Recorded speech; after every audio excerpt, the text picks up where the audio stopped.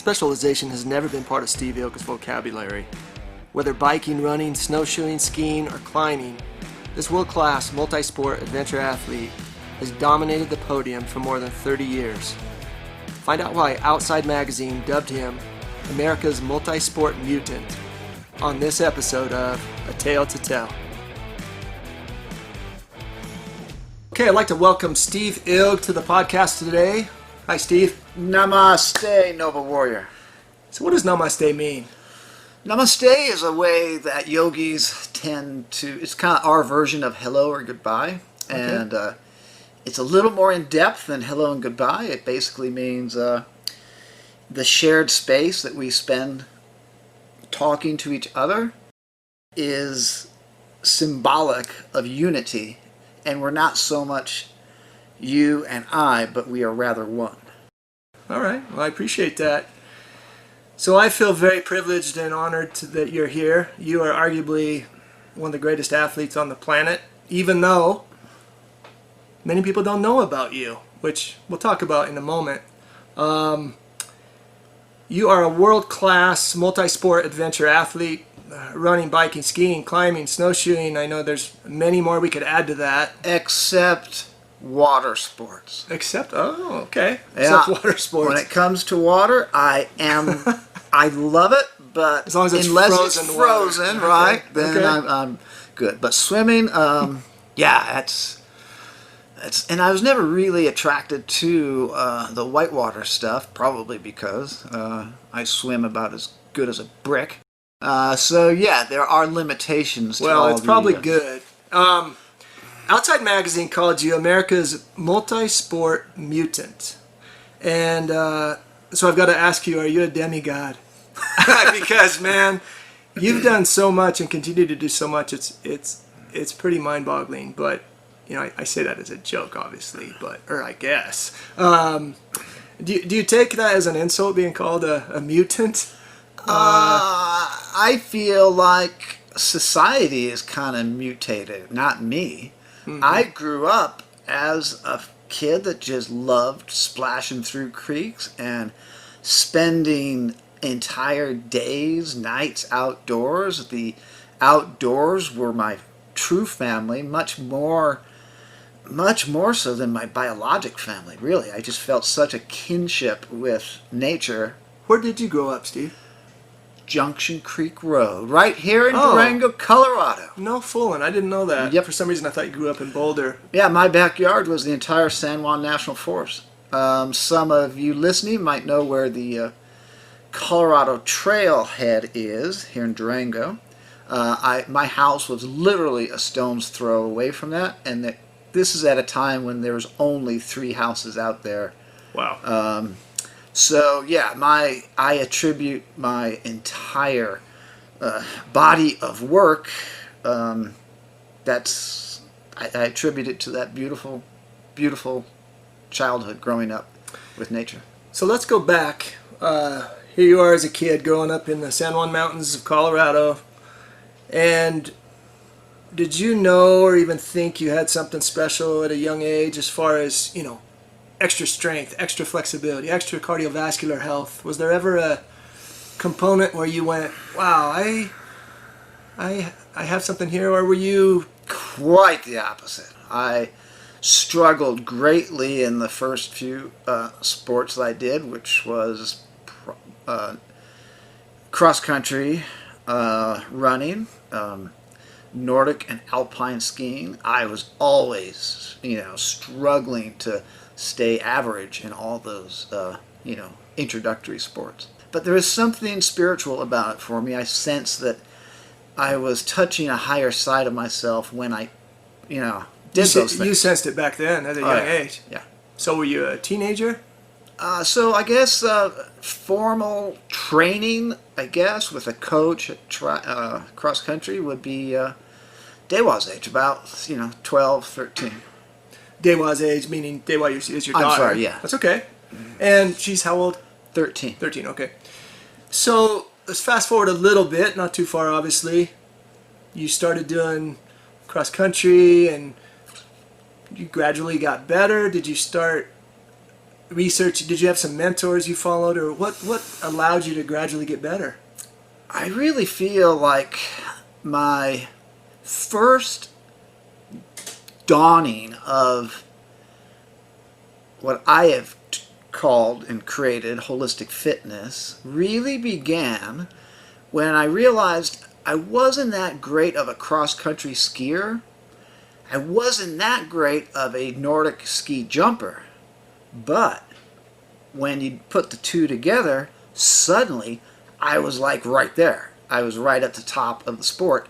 And that I just love the dance of day one, fast twitch, brave, launching your... Now, Nordic ski jumping, for the listeners that might not understand, it's a far cry from all the aerobatic terrain park tricks. No, all we did was we had a huge pair of jumping skis, and we just launched off of a Nordic jump. A Nordic jump doesn't have a lip on it, so you have to time it from the in run right to your takeoff. And it's a very subtle skill set when you're traveling that fast on a pair of skis to hit that thing and then launch yourself, into the abyss. I just loved everything about it. And then I loved switching it up to the other physiologic side of the spectrum where you just suffer like a three-legged dog on the cross-country skis.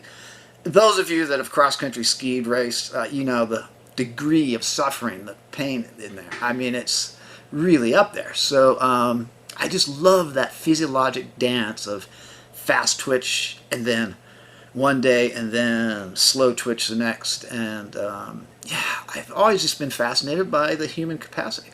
So you started doing this, you started getting better at it, and then were you competing locally and, regionally and nationally? Yeah, What junior started national Nordic combined team. Okay. And then I remember I got really almost sad or disillusioned that, I could easily make the Olympics. All I got to do is keep doing the same thing, but that would take back then I was like, that'd take 3 or 5 more years. I don't want to, there's too many other fun things to do. Feel like you'd be missing out, right? Yeah. And it boggles my mind now because, in hindsight, of course I would have, specialized. Yeah. But that set up an entire life of never specializing. And when I created Holistic Fitness in Boulder, Colorado, 1981, my first t-shirt had my logo on the front, and then on the back it said, Holistic Fitness, because specialization is for insects. So I don't know what it is. I'm just really geeked out about dancing to all the human capacities. So I know you're a big fan of 5 disciplines, which I think is so important. I am of at least 3 of these 5, but strength, cardiovascular, nutrition, yoga, and meditation. And you really put those 5 together. Yes, is what sir. gives Yep. you That's your 5. So I think it's really interesting. And let's go back in time. So you're in Boulder. It's 1981. You worked at a gym there. Yep. I actually saw a photo of you. You look like a bodybuilder. So Yeah. did you actually compete? Yeah, Or- 3rd place regionals, baby. Wow. Yeah, I did not know that. It was just brutally hard to get my calves up. You either Oh, have I calves know or you the don't. feeling. And I think back to those years of just trying to get a freaking millimeter of growth on my calves. Yeah. Just burying myself in these work and my legs in general because I was an endurance athlete as well. So trying to get bulk and girth to legs. Just 4 o'clock in the morning for leg day, hack squats into oblivion. Just just brutal. Just brutal. You really looked incredible, though. Oh, I must say. I mean, your shoulders and your chest and your arms and everything. It was pretty striking. I thought, okay, I'm going to be interviewing this guy who's a pretty major cardiovascular, component. Although I know you're obviously strength trained, that's certainly one of your 5. But I didn't expect to see that. So, Yeah. so let's move forward a little bit. In 1983, so you started getting into climbing. Yeah. And pretty seriously, right? Yeah, I Or- feel like I need to give a shout out to Roger Briggs. At the time, he was my. I went to Fairview High School in in Boulder. Boulder. Mm-hmm. Only my senior year. I was here at Durango up until then, and I got on the cross country team there. And Roger Briggs was like world class technical rock climber, and huge impact on my life in both running, but more importantly, probably rock climbing. And I still remember to these days taking off with a pair of rock climbing shoes in our hands from Fairview, and he and I would run into the Flatirons behind Boulder, take off the running shoes, and free solo these east faces of some of the Flatirons and run back. And I just thought that was like so cool. And nobody else was really doing that stuff. Rock climbing back then was still very much a, avant-garde, lunatic fringe sport. But I loved it. So it sounds like you had a pretty life-changing event in 1983 while rock climbing. Yeah. Would you mind talking about attempting a winter ascent of the Diamond on Long's Peak in Rocky Mountain National Park. Listeners can probably Google that. You'll see a monolithic overhanging face. It overhangs the base by several feet, and it's all high altitude. It's a 14,000 foot peak. And we wanted to do a early winter ascent of the Diamond, very famous classic climb, and it's a 13-mile, 7 miles into the peak, and then climb the peak, and then back out. So yeah, we're talking a big effort, and it's pretty easy climbing to Broadway, which is a big ledge about 400 feet, I think, above Chasm Lake in the base. Then I was very confident back then in climbing, and I eagerly kind of free soloed up above Broadway, and I felt confident enough that I had a little kind of backpack on, and it had 2 water bottle on. Now, the water bottles were special and played out to be a significant part. We actually used to steal the water bottles from the hospital because they're IV, and they were made to be, you can hook them to a beaner upside down, sure. and it's like perfect.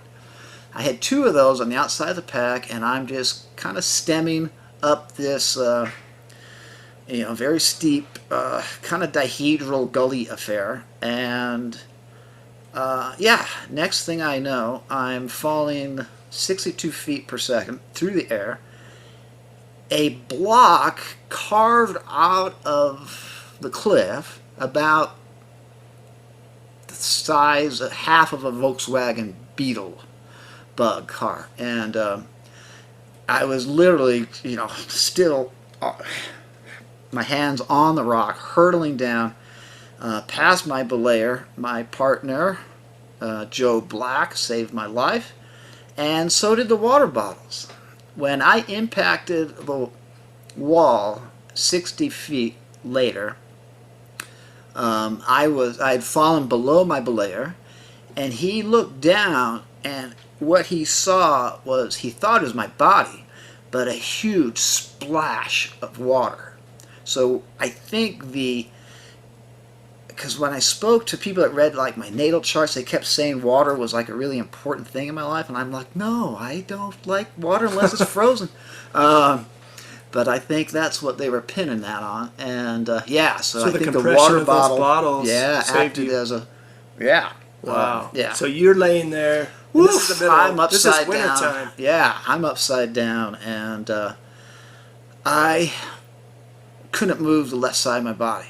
And that's a really weird feeling. Like, I've been athletic, my whole life up until then, and couldn't move left body.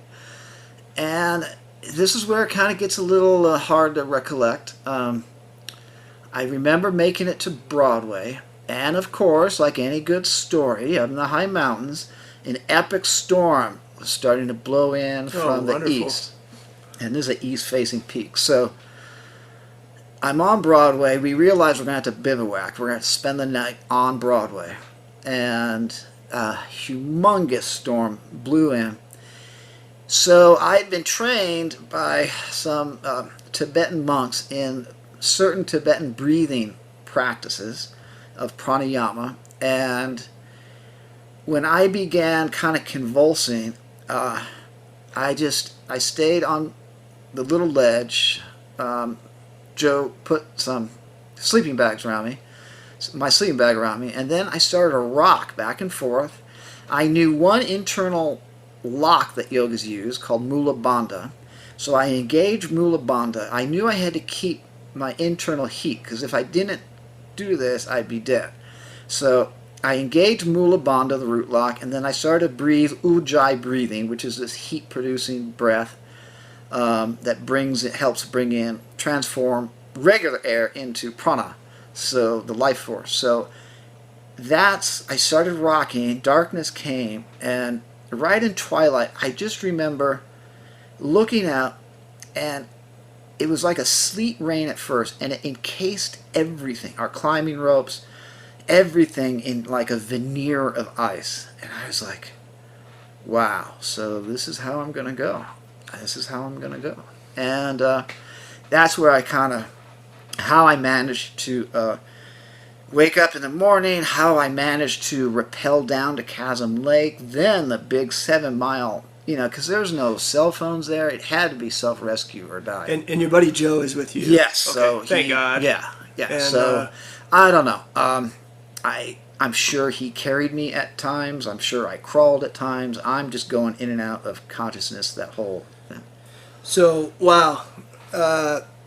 Blessing you even made it. But you get down, you get to a hospital, and you have what did you have? You had a broken pelvis and a broken back? I wish I had a broken pelvis. I had a broken fifth lumbar vertebra. I think if my pelvis would have broken, it would have been better, because it just led to a lifetime of intense, such was the torque on my pelvic connective tissue that it's just been a lifetime of kind of neural searing pain in the lower back pelvic area. So that degree of tension is still in there, and I still dance with it to this very day. So Steve, you went through all this. I mean, this again, we're talking about 1983, right? So we're talking 37 years ago. I mean, that's a long time. It's mind-blowing. And you're 50, how old are you? 58. Okay, 58. And you're just a few years older than I. But here you are, you're continuing to do things now, I mean, where you're still at the top of your game, still getting onto these podiums. So let's move forward a little bit, because you went, you had been doing, some of the Nordic stuff and mountain climbing, but I mean, you've turned into just this monster of a, triathlete, biathlete, quad athlete. You continue to do all these things, and you just, it's amazing. 23 different sports. I don't know. I do remember Outside Magazine. They were enraptured by me, just because I just did things that, I thought everybody kind of did. Sure. That liked to breathe and move. But yeah, they said, Ilg has excelled in more sports than most of us will ever try. And I remember reading that, I'm like, that's really sad. I mean, you guys should try more sports. It's the choice, right? Not that we're going to necessarily excel, but a lot of times we pigeonhole ourselves into one or two sports. And I do believe that is because of an egoic, you start finding, especially if you're a kid, trying to find a guy, in particular back then, you want to try to find your little groove, and you start excelling in something, and then your ego gets strengthened, and the last thing you're going to do is to put it away. You have a quote, if I may read this. I found it very interesting, and it is this. It says, "Sports performance is a byproduct of personal growth. We don't really train for sport performance. We train to live more integrated, balanced lives. Sport performance just comes along for the ride." Yeah, absolutely. That's pretty compelling, Do you want to expand upon that a Sure. little bit? Like, for example, just before this podcast, I was honored to do a 3-part meditation for San Juan Basin Public Health, who's pretty much been guiding our beautiful hamlet beneath the sacred peak here of Durango through the pandemic.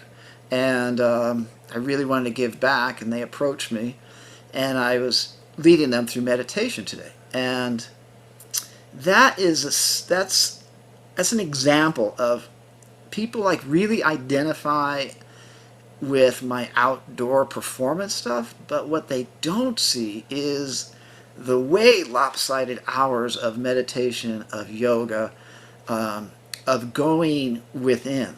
And I think that's, I think my longevity in sports performance is a manifestation of the wholeness bequeathed from holistic fitness. There's no way I could be just doing outdoor sports all these decades. I would be injured 1,000 times over. I've never been injured by training. I've been injured competing and falling off of cliffs. But I really feel like the wholeness factor is what makes towing a start line just sacred and fun. Yeah, I really like that. And, it's something I certainly need to work on more. And I would venture to say, and you would know much better than I, that most people who are athletes put so much time into the physical part, all the hours and hours and hours of training, whether that be strength training, cardiovascular training, or even flexibility, and they forget about that spiritual component, the meditative component, which yoga can embody both, of course. Right.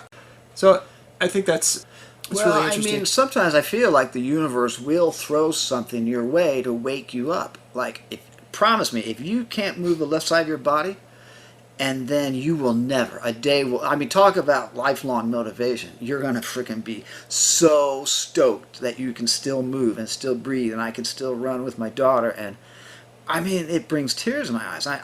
The way that people sometimes get obsessive about their sports, and it's just really shallow spiritually. Well, hate to tell you, you got to cultivate some depth, some wholeness. So let's come back to the sport. I want to address this. Is really fascinating to me.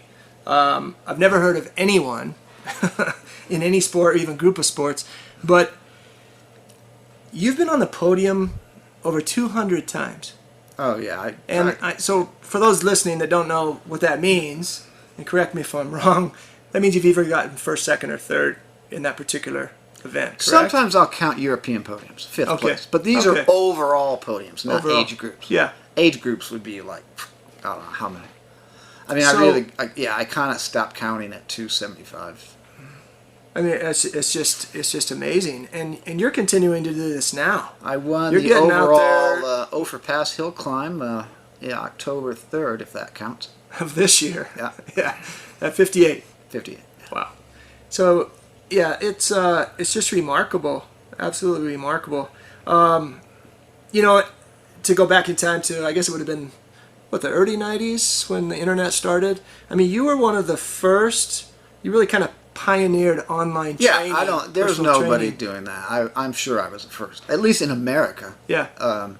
There was just absolutely nobody doing that. Which I also want to talk about is the fact that, you don't certainly just do this for yourself, because you've coached and trained who knows how many people, hundreds if not thousands of people, as a professional trainer. So you've helped educate these other people in all these things that you've learned, men and women around the United States. I don't know about the world. I don't know if you do stuff across the entire world. So you're helping all of these people. You've been featured in Men's Health. You've been in New York Times, Snow Country Magazine, as I mentioned earlier, Outside Magazine, and it's just quite remarkable. I don't know who said this, but they said you're one of the most world's most free-thinking and highly sought after. Jerry Roach said that, I do believe. And Jerry Roach is... He was the third person ever to summit the highest peak on all continents. Wow. I think he said that. Either that or my rock climbing mentor, Pat Ament. Maybe, yeah. Okay. Steve, you've got books out there. How many books do you have out there? So, first book, Outdoor Athletes. Second book, Outdoor Athletes Training Journal. Third, I got a book of poetry in there. And then we have a couple of self-published books, Imawa. We've got some cookbooks. And then the next peer-reviewed book was Be Good Your Body Therapy by Abbey Press. And then the most recent one, Total Body Transformation by Hyperion Press. Okay, wow. So, man, kudos to you. That's big stuff. And I know you have CDs out there and DVDs. Not anymore. They're all just that was links. Back in the day, They're all just links. Yeah. Okay. Okay. Not that anybody really looks at those anymore, right? They just get on YouTube and go for it. You've coached at the region. I don't think I already said this. Coached regionally, nationally, world. You've even coached some Olympic champions. Ah. And is this, if we go back, is it safe to say that these are in what I call the 5 biggies out of the maybe 23 you've done, but run, bike, ski, climb, snowshoe?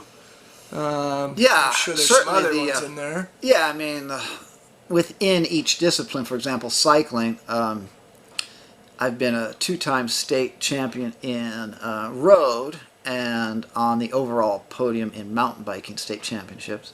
So yeah, within the different disciplines. But again, as soon as I think I touch mastery or I'm satisfied with my dance with that particular sport, then I pull the plug on Switch gears? And I switch. Good for you. But I really feel like nobody that's does what's that. kept me healthy. Keeps you healthy, keeps you hungry. Yeah, absolutely. Right? And I know you're helping, have helped, and continue to help Dewa, your daughter, Yep. and her teammates. Dude. I mean, they just did remarkably well, right? They crushed Were they it. in the top 3 in the state? So we took 3 girls to state. We finished 3rd. Dewa finished 4th, and then we had Ayumi. Bryn, was in 3rd. Dewa 4th. Ayumi was 7th. So, I mean, that's remarkable. Pretty crazy. That's fantastic. So what do you here you are. I want to go back to something. I hear you and see you call yourself feeble ilg. Oh, yeah. And I find that interesting. I don't know if this is a psychological move for your people maybe it's just a humility because you embody strength from within, strength from without. But yet you call yourself feeble, which really is the opposite. It is being weak and older and not able to do those things. But is that just part of your humility, or what makes you call yourself feeble? So I keep trying to find an even more potent word than feeble, because I feel like anyone who's done inner work on themselves, they realize the degree, the volume, and the amplitude of our negative habits, our poor our tendencies of our minds to wander. We're too attached. We're overly averted. I mean, if you do the inner work, you realize you're just nothing. You're like this tiny little speck of cosmic dust, and there's a lot of work to do before enlightenment. So, to me, it's absolutely rings true. There's also another level to me calling myself feeble ilg is it's a spiritual practice of mine to get rid of the I, me, and mine. Because when that moment comes that, and all of us are in this same condition, we're not going to be able to take another inhale. So there is no I, there's no me, and we can't take our possessions with us, so there's no mine. So Yogis are trained to get rid of the I, me, and mine. And that's just baggage. So you'll see, those of you familiar, especially my students, very rarely will it'll refer to himself as I or me. So I use that third person as often as I can. It gets very awkward, but I have fun with it.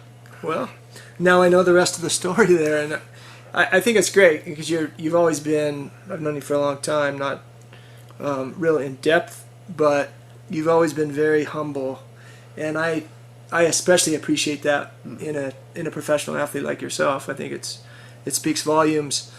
So what haven't you done? What haven't you accomplished that you really want to accomplish? Enlightenment. Pardon? Enlightenment. Enlightenment. Okay, and that's deep, obviously. Yeah, I mean, that's But sport, countless lives ahead. You know? sport helps you takes you there.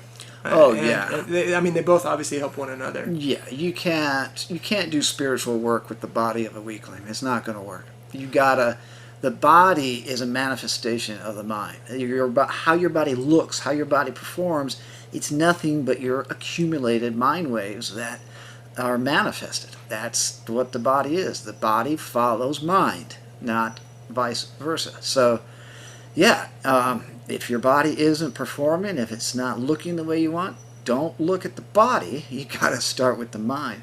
And that's why 5 noble fitness disciplines of holistic fitness, the glue that holds them all together is meditation. That's powerful. That's certainly something I need to work on. I'm assuming a lot of our listeners probably need to work on the same. So, as far as the physicality side of it, is there anything you haven't accomplished that you want to? For instance, this year, do you have a goal this year, a particular race, a particular thing physically that you want to do that maybe you haven't done? Oh, tons. Absolutely, tons. What might that be?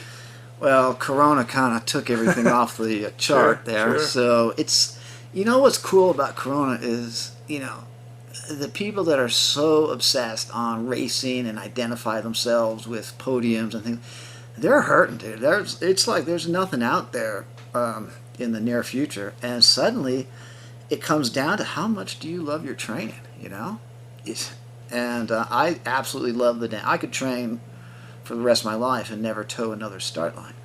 What would hurt me is not seeing Dewa toe another start line, because in my own life, when I've done what it took just to get to a start line, it's made me such a better person. So I would hate to see racing, never appear in the human sphere again, because that's what warriors are. We toe, before this life, we towed battlefields. Those were the start lines. Today, the battlefield is sports. And when you do what it takes to work on yourself, to toe that start line, the race itself that's a celebration. That's party time, Well, and I know you, not just based on this conversation, but seeing you work out, and when I say work out, I mean both, strength-wise, with your yoga practices, with your cardiovascular work, and all those things. As you just mentioned, you'd be fine, not that you've seen total enlightenment, but because of everything that you've put in to your work and the attitude that you have, you're going to find those ways to get your workouts in, to relieve stress, and that's powerful. Nice. Well, Steve, wrapping this up, I want to thank you again for coming on. Are you kidding me? I think I think it's remarkable what you've done. Maybe they'll make a movie out of your life someday. That would be pretty neat. Tom Cruise. That could very well happen. You never know. I mean, you're truly a legend. I know you don't think of yourself that way probably, but you really are, and obviously not just in this community, but around the United States and around the world. Again, to be able to do all of these different, adventure races and be world class in all of them is just remarkable. So kudos to you. I appreciate you, and maybe we'll get you back on here again. We'll get a little further into maybe 2021 and see what happens, see what kind of races transpire. Post-COVID, baby. I would like to say to anyone visiting our precious town here, yeah, there's one gym in the Four Corners, and it's Don's gym. This place, I've owned my own gyms, I've managed gyms. This place, I call gyms iron temples, and to me, it's a true temple here. You've done such a remarkably beautiful job providing such a great avenue for us to play in. Really, it's like a warrior's playground in here. It's awesome. So thank you. Yeah, absolutely, my pleasure. I appreciate you being here, and thank you for the kind words. This podcast is brought to you by the popular books Wellness Toolbox 1 and 2. These books are available on Amazon as well as at local Durango, Colorado merchants. Purchase your copies today.